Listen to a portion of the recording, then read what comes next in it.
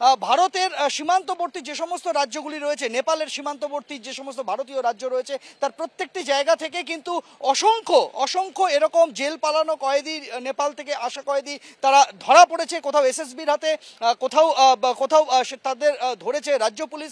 এই রকম ছবি কিন্তু দেখা গিয়েছে। আর তাই আমি যেখানে দাঁড়িয়ে রয়েছি রক্সল সীমান্তে, তুমি দেখতে পাবে যে এখানে কিন্তু সেই অতন্ত্র প্রহরা একটানা করা হচ্ছে এবং তা বাড়ানো হয়েছে।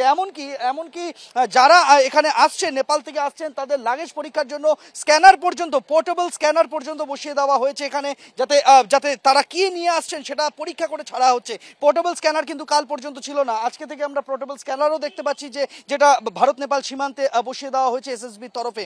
এইভাবে কিন্তু গোটা বিষয়টা সামলানোর চেষ্টা করছে ভারত এবং অবশ্যই ভারতীয় নাগরিকরা যারা রয়েছেন তাদেরকে এই মুহূর্তে ভারত থেকে নেপালে যেতে দেওয়া হচ্ছে না। সেটা একেবারে গত 3 দিন ধরে যে চিত্রটা ছিল, আজও সেই একই চিত্র বলবৎ রয়েছে এই ভারত নেপাল সীমান্তে।